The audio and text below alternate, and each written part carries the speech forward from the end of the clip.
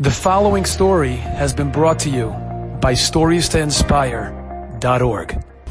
This story is very powerful. There was a mechanech who taught in San Diego, California, and he left that position.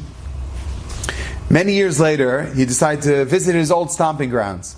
So flights to San Diego are a little cost prohibitive. So what most people do is they fly into LAX and they spend some time there, and then they drive down the 3-hour drive down to San Diego.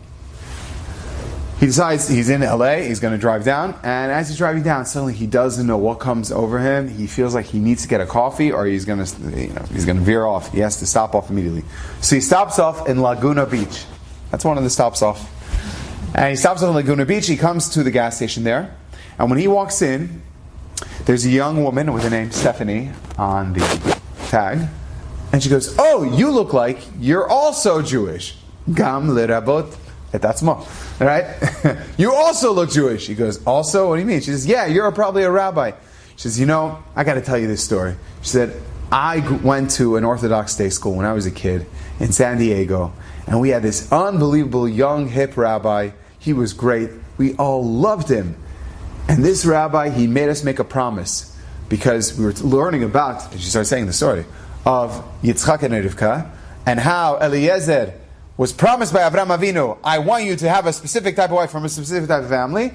And the rabbi told us, we all have to have that contract, that we have to promise we're never going to marry non-Jews. Everyone here, I want you to sign, I hereby, the undersigned, will sign, I'll never marry a non-Jew. And I was a little kid, I was so excited and passionate that the rabbi, he was such an excellent educator.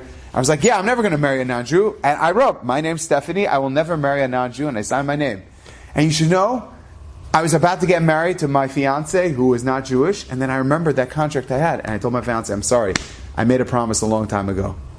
And now I'm married, I'm engaged now to a Jewish boy.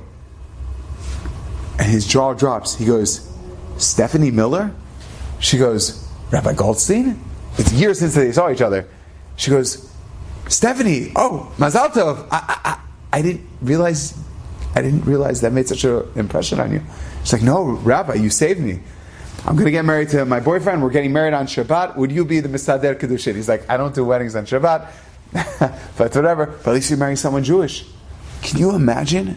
One person had the power to change the direction of a person's life. A family. Unbelievable. From signing something. You don't even realize it. Enjoyed this story?